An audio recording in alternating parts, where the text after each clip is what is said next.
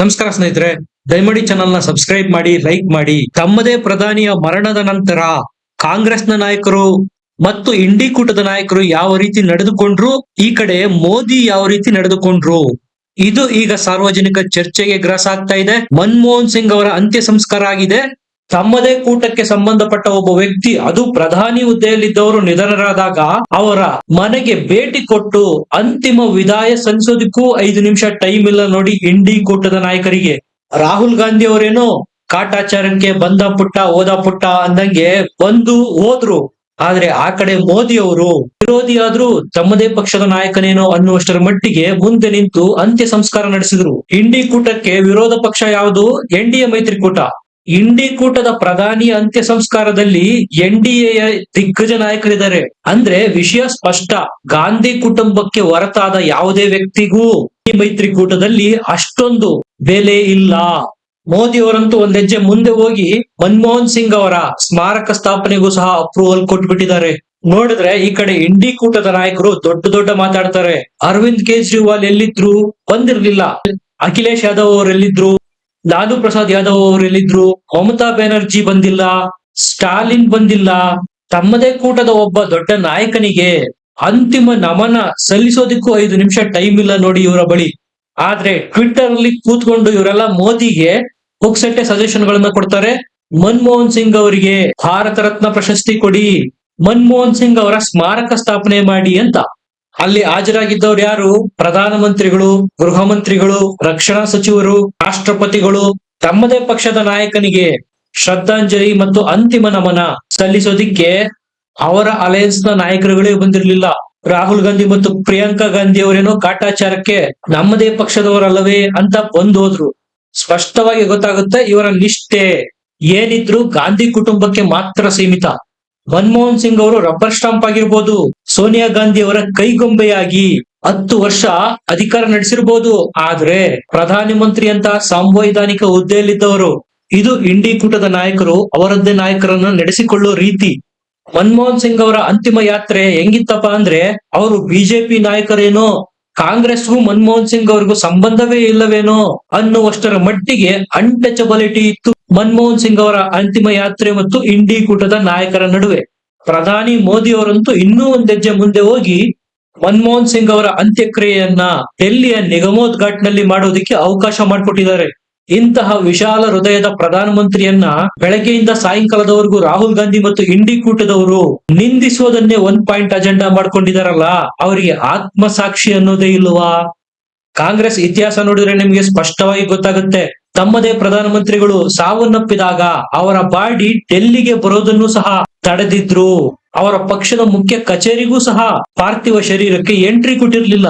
ಇಂತಹ ಇತಿಹಾಸ ಇರುವ ಕಾಂಗ್ರೆಸ್ಸಿಗರಿಂದ ಏನನ್ನು ಎಕ್ಸ್ಪೆಕ್ಟ್ ಮಾಡೋದಕ್ಕೆ ಸಾಧ್ಯ?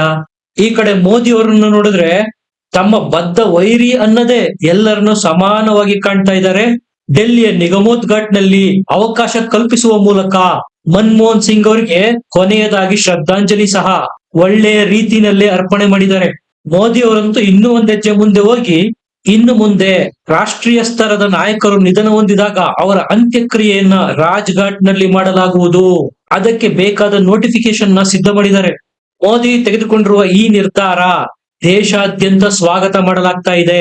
ಎಲ್ಲಿ ಮಹಾತ್ಮ ಗಾಂಧಿ ಅವರನ್ನ, ನೆಹರೂರನ್ನ, ಇಂದಿರಾ ಗಾಂಧಿ ಅವರನ್ನ, ರಾಜೀವ್ ಗಾಂಧಿ ಅವರನ್ನ ಅವರು ಮೃತರಾದಾಗ ಅಂತ್ಯ ಸಂಸ್ಕಾರ ಮಾಡಲಾಗಿತ್ತೋ, ಇನ್ನು ಮುಂದೆ ರಾಷ್ಟ್ರೀಯ ಸ್ತರದ ನಾಯಕರ ಅಂತ್ಯ ಸಂಸ್ಕಾರವನ್ನ ಅದೇ ಪ್ರದೇಶದಲ್ಲಿ ಮಾಡಲಾಗುತ್ತೆ. ಹಾಗಾಗಿ ರಾಜ್ಘಾಟ್ ನ ಈಗ ಸ್ಮೃತಿ ಉದ್ಯಾನ್ ಅಂತ ಕನ್ವರ್ಟ್ ಮಾಡಿ ನೋಟಿಫಿಕೇಶನ್ ಮಾಡ್ತಾ ಇದ್ದಾರೆ ಮೋದಿ ಸರ್ಕಾರ.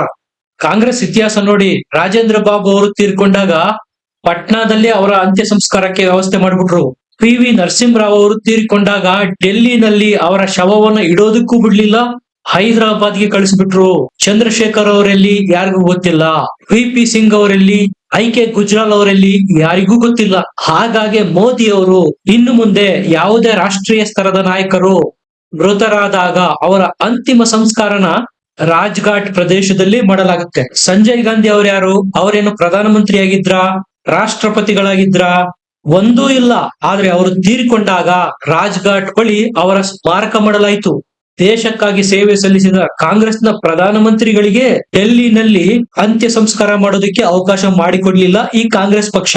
ಸಂಜಯ್ ಗಾಂಧಿ ಅವರು ಗಾಂಧಿ ಕುಟುಂಬಕ್ಕೆ ಸೇರಿದವರು ಅನ್ನುವ ಒಂದೇ ಒಂದು ಕಾರಣದಿಂದಾಗಿ ರಾಜ್ಘಾಟ್ ಬಳಿ ಅವರ ಸ್ಮಾರಕ ನಿರ್ಮಾಣ ಮಾಡಲಾಯಿತು. ಕಾಂಗ್ರೆಸ್ ನಾಯಕರ ಹಿಪೋಕ್ರಸಿ ಹೆಂಗಿದೆ ನೋಡಿ. ಅಖಿಲೇಶ್ ಯಾದವ್ ಅವರು ಸಹ ಇದರಲ್ಲೇ ಸೇರ್ತಾರೆ. ಟ್ವೀಟ್ ಮಾಡಿ ಅಖಿಲೇಶ್ ಯಾದವ್ ಏನ್ ಹೇಳಿದ್ರು, ಮನಮೋಹನ್ ಸಿಂಗ್ ಅವರಿಗೆ ಭಾರತ ರತ್ನ ಕೊಡ್ಬೇಕು, ಸ್ಮಾರಕ ನಿರ್ಮಾಣ ಮಾಡ್ಬೇಕು ಅಂತ ಹೇಳಿದ್ರು. ಈಗ ಮೋದಿ ಅವರು ಸ್ಮಾರಕ ನಿರ್ಮಾಣ ಮಾಡೋದಾಗಿ ಘೋಷಣೆ ಸಹ ಮಾಡಿದ್ದಾರೆ. ಆದ್ರೆ ಅದನ್ನ ಯಾವೊಬ್ಬ ಇಂಡಿ ನಾಯಕರು ಸ್ವಾಗತ ಮಾಡ್ತಾ ಇಲ್ಲ. ಡಿಮ್ಯಾಂಡ್ ಇಟ್ಟವರು ಇವರೇ. ಡಿಮ್ಯಾಂಡ್ ನ ಪೂರೈಸಿದ್ರೆ ಸೌಜನ್ಯಕ್ಕೂ ಸ್ವಾಗತ ಮಾಡೋದಿಲ್ಲ. ಮನಮೋಹನ್ ಸಿಂಗ್ ಅವರಿಗೆ ವಾಜಪೇಯಿ ಅವರಿಗೆ ಕೊಟ್ಟಂತೆ ಭಾರತ ರತ್ನ ಕೊಡಿ ಅಂತ ಇದೇ ಕಾಂಗ್ರೆಸ್ನ ರಾಹುಲ್ ಗಾಂಧಿ ಅವರು ಮತ್ತು ಮಲ್ಲಿಕಾರ್ಜುನ ಖರ್ಗೆ ಅವರು ಸೇರಿದಂತೆ ಇಂಡಿ ಕೂಟದ ನಾಯಕರು ಒತ್ತಾಯ ಇರ್ತಾ ಇದ್ದಾರೆ ಮೋದಿ ಅವರ ಮೇಲೆ. ವಾಜಪೇಯಿ ಅವರು ನಿಧನರಾದಾಗ ನರೇಂದ್ರ ಮೋದಿ ಅವರು ಖುದ್ದು ಪ್ರಧಾನಿಯಾಗಿದ್ದವರು, ಕೇಂದ್ರ ಗೃಹ ಸಚಿವರು ಸೇರಿದಂತೆ ಇಡೀ ಮೋದಿ ಅವರ ಸಂಪುಟ ವಾಜಪೇಯಿ ಅವರ ಅಂತಿಮ ಯಾತ್ರೆಯಲ್ಲಿ ಬರಿಗಾಲಲ್ಲಿ ನಡೆದುಕೊಂಡು ಹೋಗುವ ಮೂಲಕ ಅಂತಿಮ ಸೇವಾ ವಿಧಿಗಳನ್ನು ಸಲ್ಲಿಸಿದ್ರು. ಈ ಕಡೆ ಮನಮೋಹನ್ ಸಿಂಗ್ ಅವರ ವಿಚಾರದಲ್ಲಿ ಇದೇ ಕಾಂಗ್ರೆಸ್ ನಾಯಕ ಭಾರತ ರತ್ನ ಕೊಡಿ ಅಂತ ಹೇಳ್ತಾರಲ್ಲ, ತಮ್ಮದೇ ನಾಯಕನ ಅಂತಿಮ ಯಾತ್ರೆಯಲ್ಲಿ 10 ಹೆಜ್ಜೆ ನಡೆಯೋದಕ್ಕೂ ರೆಡಿ ಇಲ್ಲ ನೋಡಿ. ಡಿಫರೆನ್ಸ್ ಅಂತೂ ಸ್ಪಷ್ಟ. ಅವರು ಗಾಂಧಿ ಕುಟುಂಬದವರಲ್ಲ. ಅವರ ಮನ ಮಿಡಿಯೋದು ಕೇವಲ ಗಾಂಧಿ ಕುಟುಂಬಕ್ಕೆ ಮಾತ್ರ. ನೀವೇ ನೋಡಿ, ಮನಮೋಹನ್ ಸಿಂಗ್ ಅವರ ಶ್ರದ್ಧಾಂಜಲಿ ಕಾರ್ಯಕ್ರಮದಲ್ಲಿ ರಾಹುಲ್ ಗಾಂಧಿ ಅವರು ಭಾಗವಹಿಸಿ ಆ ವಾತಾವರಣದಲ್ಲಿ ಹೇಗಿರ್ಬೇಕು ಅನ್ನುವ ಸಾಮಾನ್ಯ ಜ್ಞಾನನೂ ಇಲ್ಲವಲ್ಲ. ದುಃಖ ತಪ್ತ ಮನಮೋಹನ್ ಸಿಂಗ್ ಅವರ ಕುಟುಂಬಕ್ಕೆ ಸಮಾಧಾನ ಮಾಡಬೇಕು, ಅದು ಬಿಟ್ಟು ಕಿಲಕಿಲ ಅಂತ ನಗ್ತಾ ಇದ್ರು ಸಮಾರಂಭದಲ್ಲಿ. ಎಲ್ಲಿ ಹೇಗಿರ್ಬೇಕು ಅನ್ನುವ ಮ್ಯಾನರ್ಸೂ ಇಲ್ಲ. ಯಾವ ಕಾಂಗ್ರೆಸ್ ನಾಯಕರನ್ನ ಇವರು ಬೆಳೆಯೋದಕ್ಕೆ ಬಿಟ್ಟಿದ್ದಾರೆ ನೀವೇ ಹೇಳಿ. ಮೋಸ್ಟ್ ಎಲಿಜಿಬಲ್ ಪ್ರೈಮ್ ಮಿನಿಸ್ಟೋರಿಯಲ್ ಕ್ಯಾಂಡಿಡೇಟ್ ಆ ಸಂದರ್ಭದಲ್ಲಿ ಆಗಿದ್ದವರು ಪ್ರಣಬ್ ಮುಖರ್ಜಿ ಅವರನ್ನ ರಾಷ್ಟ್ರಪತಿ ಮಾಡುವ ಮೂಲಕ ಸೈಡ್ ಲೈನ್ ಮಾಡಲಾಯಿತು. ತಮಗೆ ಬೇಕಾದ ಕೈಗೊಂಬೆ ರಬ್ಬರ್ ಸ್ಟಾಂಪ್ ಮನಮೋಹನ್ ಸಿಂಗ್ ಅವರನ್ನ ಆ ಹುದ್ದೆಗೆ ತರಲಾಯಿತು. ಕೈಗೊಂಬೆಯಾಗಿ ಕೆಲಸ ಮಾಡಿದ ಮನಮೋಹನ್ ಸಿಂಗ್ ಅವರಿಗೆ ಅಟ್ಲೀಸ್ಟ್ ಅವರ ಅಂತಿಮ ಯಾತ್ರೆಯನ್ನಾದ್ರೂ ಸಲ್ಲಿಸಬೇಕಾದ ಗೌರವನ ಇಂಡಿ ಕೂಟದ ನಾಯಕರು ಮತ್ತು ರಾಹುಲ್ ಗಾಂಧಿ ಅವರು ಕೊಡ್ಬೇಕಲ್ವಾ. ಮನಮೋಹನ್ ಸಿಂಗ್ ಅವರು ಪ್ರಧಾನಿಯಾಗಿದ್ದಾಗ, ಅವರು ಜೀವಂತವಾಗಿದ್ದಾಗಲಂತೂ ಗಾಂಧಿ ಕುಟುಂಬದವರು ಅವರಿಗೆ ಮರ್ಯಾದೆ ಕೊಡ್ಲಿಲ್ಲ. ಅಟ್ಲೀಸ್ಟ್ ಸತ್ತ ಮೇಲಾದ್ರೂ ತೋರಿಕೆಗಾದ್ರೂ ದೊಡ್ಡತನ ತೋರಬಹುದಾಗಿತ್ತು. ಆದ್ರೆ ಅದನ್ನೂ ಮಾಡ್ಲಿಲ್ಲ. ಅವ್ರಿಗೆ ಏನ್ ಬೇಕಾಗಿತ್ತು? ಒಬ್ಬ ರಬ್ಬರ್ ಸ್ಟಾಂಪ್ ಕೈಗೊಂಬೆಯಂತಹ ಪ್ರಧಾನಿ ಬೇಕಾಗಿತ್ತು. ಅದರಲ್ಲೂ ಅವರು ಸಿಖ್ ಸಮುದಾಯದಿಂದ ಬರ್ತಾರೆ. ಸಿಖ್ ಸಮುದಾಯದ ಓಲೈಕೆ ಮಾಡ್ಬೇಕಾಗಿತ್ತು, ವೋಟ್ ಬ್ಯಾಂಕ್ ಬೇಕಾಗಿತ್ತು. ಹಾಗಾಗಿ ಮನಮೋಹನ್ ಸಿಂಗ್ ಅವರನ್ನು ಪ್ರಧಾನಿ ಮಾಡಿದ್ರು. ಮನಮೋಹನ್ ಸಿಂಗ್ ಅವರ ಅಂತಿಮ ಯಾತ್ರೆಯಲ್ಲಿ ಭಾವಪೂರ್ಣ ಶ್ರದ್ಧಾಂಜಲಿ ಯಾರಾದ್ರೂ ಅರ್ಪಿಸಿದ್ರೆ ಅದು ಕೇವಲ ನರೇಂದ್ರ ಮೋದಿ ಮತ್ತು ಬಿಜೆಪಿ ಅವರು ಮಾತ್ರ. ಎಲ್ಲೋ ಒಂದ್ ಕಡೆ ಮನಮೋಹನ್ ಸಿಂಗ್ ಅವರ ಆತ್ಮನು ಬೇಸರ ಪಟ್ಕೊಳ್ತಾ ಇರುತ್ತೆ, ಇಂಥ ಪಕ್ಷಕ್ಕ ನಾನು ಕೆಲಸ ಮಾಡಿದ್ದು ಅಂತ. ಇಂಡಿ ಮೈತ್ರಿಕೂಟದವರು ಮಾತೆತ್ತಿದ್ರೆ ಹೇಳೋದೇನು, ನಮ್ಮದು 28 ಪಕ್ಷಗಳ ದೊಡ್ಡ ಮೈತ್ರಿಕೂಟ ಅಂತ. ಅಂತ ದೊಡ್ಡ ಮೈತ್ರಿಕೂಟದ ದೊಡ್ಡ ದೊಡ್ಡ ನಾಯಕರುಗಳೇ ತಮ್ಮ ದೊಡ್ಡ ನಾಯಕನ ಅಂತಿಮ ಯಾತ್ರೆಗೆ ಬಂದಿಲ್ಲ ನೋಡಿ. ಅಟ್ಲೀಸ್ಟ್ ಮನಮೋಹನ್ ಸಿಂಗ್ ಅವರ ಸರ್ಕಾರದಲ್ಲಿ ಯಾರೆಲ್ಲ ದೊಡ್ಡ ದೊಡ್ಡ ಖಾತೆಗಳನ್ನು ಪಡೆದು ತಮ್ಮ ತಲೆಮಾರು ಮುಂಬರ್ಲಿರುವ 10 ತಲೆಮಾರಿಗೆ ಆಗುವಷ್ಟು ತಿಂದು ತೇಗಿದ್ರಲ್ಲ, ಆ ಒಂದು ಋಣಕ್ಕಾದ್ರೂ ಭಾಗವಹಿಸಬೇಕಾಗಿತ್ತಲ್ಲ ಅಂತಿಮ ಯಾತ್ರೆಯಲ್ಲಿ. ಸ್ನೇಹಿತರೆ, ಇದು ಒಂದು ಒಕೇಶನ್ ಅಷ್ಟೇ. ಮನಮೋಹನ್ ಸಿಂಗ್ ಅವರ ಅಂತಿಮ ಯಾತ್ರೆ ಸಂದರ್ಭ ಕಾಂಗ್ರೆಸ್ ಮತ್ತು ಇಂಡಿ ಮೈತ್ರಿಕೂಟಕ್ಕೆ ಒಂದು ಲಿಟ್ಮಸ್ ಟೆಸ್ಟ್ ಆಗೋಗ್ಬಿಡ್ತು. ಈ ಮೈತ್ರಿಕೂಟದಲ್ಲಿ ಎಷ್ಟರ ಮಟ್ಟಿಗೆ ಕಮ್ಯುನಿಕೇಶನ್ ಇದೆ, ನಾಯಕರ ಬಾಂಧವ್ಯ ಯಾವ ರೀತಿ ಇದೆ, ಇವರಲ್ಲಿ ಯಾವುದೇ ರೀತಿಯ ಒಗ್ಗಟ್ಟಿಲ್ಲ, ಇರೋದೆಲ್ಲ ಬರೀ ಬಿಕ್ಕಟ್ಟು ಅನ್ನೋದು ಬಟಾ ಬಯಲಾಯ್ತು. ಇಂಥವರು ಮೋದಿ ವಿರುದ್ಧ ಹೋರಾಟ ಮಾಡ್ತಾರಂತೆ, ಎಲೆಕ್ಷನ್ ಗೆಲ್ತಾರಂತೆ, ಅಧಿಕಾರಕ್ಕೆ ಬರ್ತಾರಂತೆ. ಎಂತ ವಿಪರ್ಯಾಸ ನೀವೇ ನೋಡಿ. ನಿಮಗೇನನ್ಸುತ್ತೆ ಕಮೆಂಟ್ ಮಾಡಿ, ಲೈಕ್ ಮಾಡಿ, ಚಾನಲ್ ನ ಸಬ್ಸ್ಕ್ರೈಬ್ ಮಾಡಿ. ಮತ್ತೆ ಸಿಗೋಣ. ನಮಸ್ಕಾರ.